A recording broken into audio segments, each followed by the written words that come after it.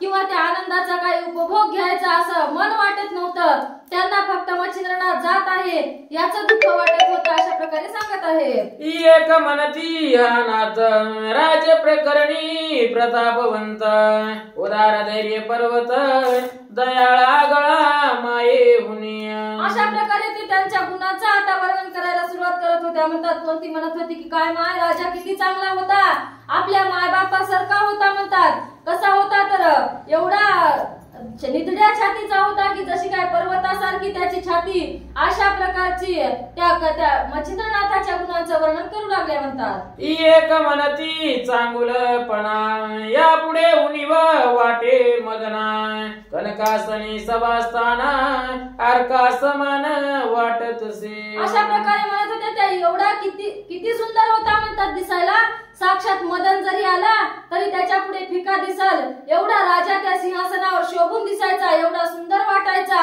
अशा प्रकारे ते आता सौंदर्याचं सुद्धा वर्णन करू लागले. म्हणतात एक म्हणती ऐसा पुरुष दैवे लादला होता आम्हास गोरक्ष विवशी आली त्यास घेऊनी मेला जातसे. अशा प्रकारे असणारी दुसरी म्हणत होती हा काय म्हणजे हा योग पुरुष होता आणि दैव योगाने आम्हाला हे रत्नमांदूस सापडल्यासारखं झालं होतं. पण काय म्हणजे विवशीच्या रूपाने गोरक्ष आला आणि तो मेला. म्हणजे आता आमच्या राजाला म्हणजे मच्छिंद्रनाथाला घेऊन जात आहे. अशा प्रकारच्या आता मच्छिंद्रनाथाला शिव्या देऊ लागल्या. म्हणतात ऐशा परी बहुधा युक्ती गोरक्षा ते शिव्या देती ओ मच्छिंद्र का प्रते राहू ग्रहा भेटला.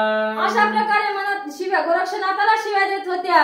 आणि काय म्हणत होत्या जशा प्रकारचं सूर्याला ग्रहण लागावं आणि राहूने सगळा सूर्य ग्रासावा अशा प्रकारचं ग्रहण म्हणजे या गोरक्षाचा आपल्या मच्छिंद्रनाथाला लागलेला आहे आणि आपला मच्छिंद्रनाथ हा घेऊन जात आहे. अशा प्रकारच्या शिव्या त्या देत होत्या. म्हणतात एक म्हणती नोई गोरक्षक आम्हा भेटला यमाधिक मोहपास घालोनी प्रत्यक्ष मच्छिंद्र प्राण नेतसे. अशा प्रकारे त्या म्हणत होत्या की हा गोरक्ष नाही म्हणजे हा साक्षात यम आला म्हणजे आपल्या शैल्य देशामध्ये आणि आपला प्राण म्हणजे मच्छिंद्रनाथ हा घेऊन जात आहे. अशा प्रकारच्या त्या गोरक्षनाथाला शिव्या देऊ लागल्या. म्हणतात हा कोणी कडोनी आला मेला हा कामुच्या देशासी आला मच्छिंद्र मांदूस घेऊन चालिला बलात्कारे तस्कर हा.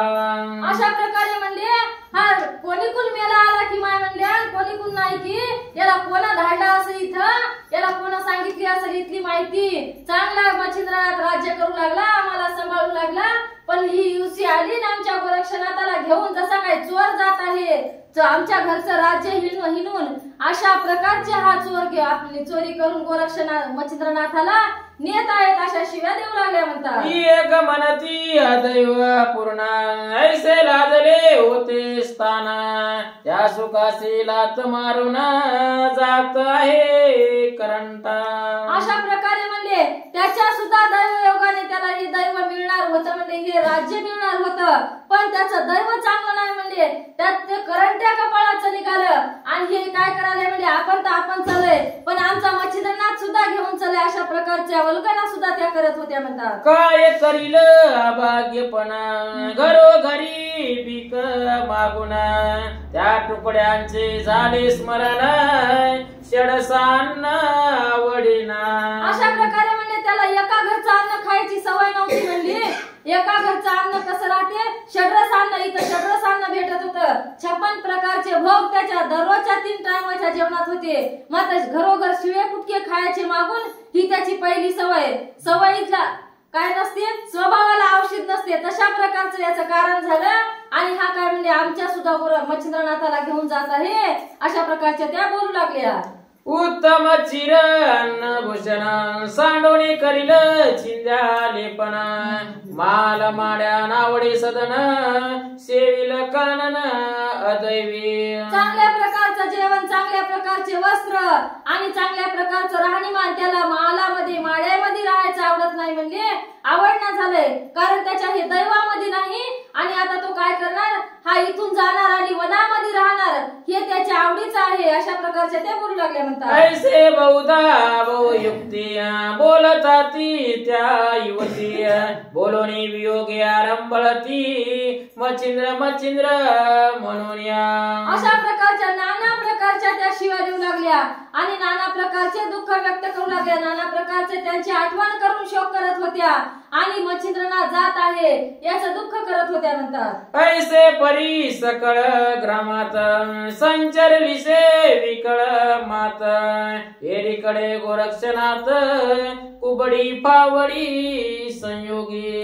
अशा प्रकारे असणारे म्हणजे चौकळ काय झालं होतं, हळहळ पसरली होती, दुःख पसरलं होतं. कारण आता त्यांचा राजा इथून जाणार होता आणि तो त्यांना काय पुन्हा भेटणार नव्हता म्हणतात. पण गोरक्षनाथाला मात्र आज काय होता, खूप आनंद झाला होता. कारण त्याला आज तीर्थाटनाला जायला मिळणार होतं. त्याने काय केलं, सकाळी लवकर उठून स्नान केलं आणि आपली कुबडी फावडी काय जे असते त्यांचं साहित्य ते आता त्याने आपल्या जवळ घ्यायला सुरुवात केलेली आहे. म्हणतात अंगी लेवणी कंताभूषण माळा गळा दाट घालून सिंगीचा रंगी करी कवळून नातापासी पातला.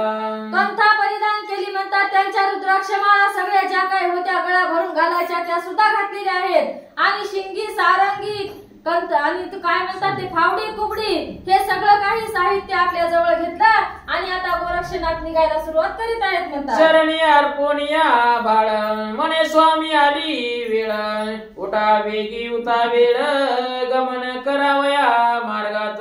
अशा प्रकारे असणारे म्हणजे सगळं साहित्य आपल्या जवळ घेतलं, मच्छिंद्रनाथाजवळ गेले, त्यांना नमस्कार केला आणि त्यांना काय जायच्या गोष्टीची आठवण काढून दिली आणि म्हणाले हे गुरुराज म्हणले गुरु माऊली आज आपला प्रतिपदेचा दिवस आहे आणि आपण दिलेल्या वचनाला आता विसरू नका अशा प्रकारचे. आणि आज आपल्याला इथून काय म्हणले जायचं आहे, आज आपल्याला इथं राहायचं नाही अशा प्रकारचे मच्छिंद्रनाथाला गोरक्षनाथ बोलू लागले. म्हणतात ते पावणी किलो तळा सबळ उदक आणि डोळा म्हणे स्थिर होई का बाळा भोजन सरिल्या जायजे. अशा प्रकारे असणारे मैनाकिनी नाही केलं. म्हणतात मैनाकिनीला एवढं दुःख होऊ लागलं, दोन्ही डोळ्यातून दोन नद्या वाहत आहेत अशा प्रकारची रडत होती. म्हणतात मैनाकिनी आणि गोरक्षनाथाला म्हणत होती हे बघा म्हणजे आता तुम्ही जाणार आहात, थांबणार नाही, पण काय करा म्हणजे आज सणासुदीचं जेवण तरी करून जा, उपाशी पोटी जाऊ नका अशा प्रकारची मैनाकिनी गोरक्षनाथाला थांबू लागली. म्हणतात मग पाक करुणी आते निघुते गुरु शिष्य बैसवणी एक पंगती वाढती बोलती झाली होती विचक्षण किलो तळा. अशा प्रकारे असणारे त्यांना थोडा वेळ थांबून घेतलं म्हणजे आपण स्वतः स्वयंपाक घरामध्ये गेली, आपल्या हाताने स्वयंपाक केला आणि त्यांना भोजन वाढल्या आणि भोजन वाढत असताना काय बोलत आहे ते पहा. म्हणले म्हणे महाराज मच्छिंद्रनाथ तुम्ही जाता स्वदेशात परे मीनानाथ तुमचा सुत ठेविता की संगे नेता. अशा प्रकारे असणारे म्हणजे जेवायला वाढलं आणि मच्छिंद्रनाथाला म्हणत होती हे महाराज म्हणले तुम्ही तर आता तुमच्या देशामध्ये आमचं राज्य सोडून जात आहात, पण आता हा लहानसा मीननाथ आहे म्हणजे याला इथं ठेवता का तुमच्या सोबत नेता अशा प्रकारची मच्छिंद्रनाथाला विचारू लागली. नाथ म्हणे ओ सुबानने जैसे भावेल तुझी म्हणे तैसे चिनिती चरुणी मीनानाथ रक्षोगी. अशा प्रकारे असणारे मच्छिंद्रनाथाला उत्तर द्यायला सुरुवात केली. म्हणतात हे बघ म्हणजे मैनाकिनी जसं तुझ्या मनाला चांगलं वाटेल, तुला जर मीननाथाला सोडून राहत नसेल तर इथं ठेवतो आणि तू जर म्हणत असेल मीननाथाला घेऊन जा तर माझ्या सोबत नेईल आणि मी माझ्या सोबत त्याचं रक्षण करील अशा प्रकारचे मच्छिंद्रनाथ बोलू लागले. मग बोलती झाले किलो तळा तुम्ही संगे न्यावे बाळा येथे रक्षण केवते बाळा बुबुकारी होईल की. अशा प्रकारे असणारी म्हणली मैनाकिनी म्हणत होती की तुम्ही काय करा की मीननाथाला तुमच्या सोबत न्या, कारण तुम्ही नसते वेळेस मारुतीच्या भुभुकारातून इथे एकही पुरुष वाचू शकत नाही, मग मीननाथाचं आमच्याच्याने रक्षण होणार नाही अशा प्रकारचे मैनाकिनी बोलू लागली. तुम्ही होता निकट येते मनवणे भुभुकार न बाधी त्याते तुम्ही गेलिया कोण येथे रक्षण करील बाळाचे. अशा प्रकारे म्हणले तुम्ही इतके दिवस इथं आमच्या सोबत होतात म्हणून हा बाळ वाचला म्हणजे मारुतीच्या भुभुकारातून, आणि आता तुम्ही जर गेले तर इथं काय म्हणले ही योग सिद्धी राहणार नाही आणि हा तुम्ही वीर पुरुष होतात म्हणून ह्या वाचला. मग आता कोणीच नाही म्हणजे याचं रक्षण करायला. आणि तुम्ही काय करा, मीननाथाला तुमच्या सोबतच घेऊन जा, अशा प्रकारची ती आज्ञा देऊ लागली. आणि काही एक घेत लक्ष माते शापिले वसु परेसे तुमचा पिता जो प्रत्यक्ष वियसंग आराधिला. अशा प्रकारे असणारे म्हणले काय झालेलं आहे, मला सुद्धा काय आहे म्हणजे इथं शाप आहे, मी सुद्धा शापित होऊन इथं राहत आहे. मग काय झालेलं आहे, मला तुमच्या पित्यानं उपरिचर वासून मला शाप दिलेला आहे असे ती सांगू लागली. तयाचा विचक्षण सबळ शाप मी सोडिले सिंहल दीप त्या शापाची पूर्ण माप बरोणे आले महाराजा.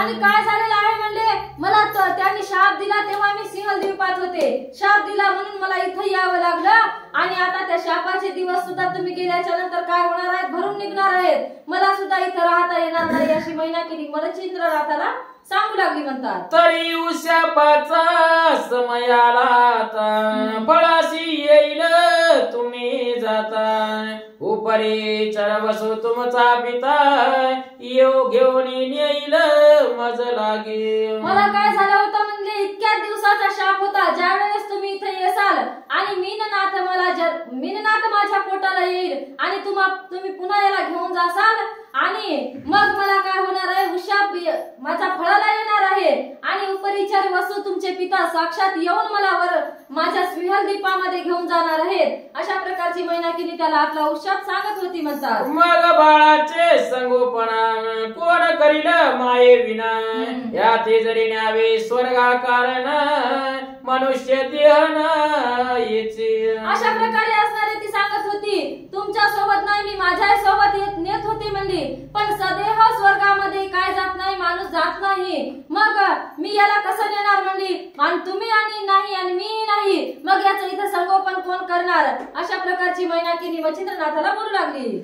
तरी सांगाया याची कारण मीननाथ सवे नेने मग अवश्य म्हणे मच्छिंद्रनंदना भोजन करून उठले. अशा प्रकारे असणारे न्या म्हणल्याच्या नंतर मच्छिंद्रनाथाने होकार दिला, हो नेतो म्हणले आमच्या सोबत. आणि त्या दोघांचे जेवण सुद्धा आटोपलेले आहे. म्हणतात आता जेवण उठून आता काय निघणार ते पुढच्या ओळीमध्ये पाहू. म्हणतात किलो तळाई भोजन करून मीननाथाकडे पाहुणे बोलना निघे तिचे वदनी परी हृदयी डोंब पाजळला. अशा प्रकारे असणारे म्हणले त्यांच्या सोबत मैनाकिनीने जेवण केलं, मीननाथालाही जेवू घातलं आणि आता हे तिघेही जण निघाल्याच्या नंतर मैनाकिनीला खूप दुःख झालेलं आहे. म्हणतात मच्छिंद्र मोहाचा स्नेह करून या पार आणि वार मोहाचे वैश्वानर पीठ घेता शिके पर दुःख आकाशी प्रगटले. अशा प्रकारे असणारे मच्छिंद्रनाथ मीननाथ असे तिला सोडून जात आहेत म्हणून तिला एवढं दुःख वाटत होतं जसं काय जमिनीवरच्या ज्वाळा आकाशाला जाऊन टेकत आहेत, एवढ्या प्रकारचं दुःख तिला होत होतं. म्हणतात मोह चंबळवणी अत्यंत चिंता नेत्री लोटली अश्रू सरिता ते पाहुण्या सैल्या समजता गोरक्षा ते वेष्टिते. अशा प्रकारे असणारे एवढ्या प्रकारचं दुःख करत असल्यानं, एवढं मोठं दुःख तिला होत असल्यानं त्या शैल्य देशातल्या स्त्रिया सुद्धा काय म्हणत होत्या, गोरक्षनाथाला सगळ्यांनी काय केलं. म्हणतात ज्या वेळेस कृष्ण गोकुळामधून मथुरेत जात होता तेव्हा कसा गोपिकेने जसं त्यांना विळखा घातला होता तशा प्रकारचा त्या सगळ्यांनी त्याला विळखा घातला होता. मनती गोरक्षा ऐके वचन करू नको रे कठीण मन मच्छिंद्रामचा घेऊन प्राण जाऊ नको महाराजा. अशा प्रकारे असणारे त्या बोलत होत्या की हे गोरक्षनाथा तुझं हृदय एवढं कठोर करू नको, म्हणजे आमच्या मच्छिंद्रनाथाला घेऊन जाऊ नको. मच्छिंद्रनाथ म्हणजे आमचा प्राण आहे आणि तो नेला तर आम्ही काय म्हणजे प्राणाविन मृत शरीरासारख्या होऊ, अशा प्रकारचे गोरक्षनाथाला त्या स्त्रिया बोलू लागल्या. बापा सुख संपत्ती राज वैभव केवी गती ऐशा टाकून स्वसुखा प्रती कानन सेवू नको रे. अशा प्रकारे त्या बोलत होत्या की एवढं राजवैभव आहे म्हणजे तुला भोगायला, राजवैभव सोडून त्या वनामध्ये जाऊ नको, वन भोगू नको, वनातलं दुःख तू सहन करू नको, तुला काही गरज नाही, अशा प्रकारच्या त्या शैल्य देशातल्या स्त्रिया गोरक्षनाथाला बोलू लागल्या. गोपाळ कृष्ण भगवान की जय. 140 झाले म्हणजे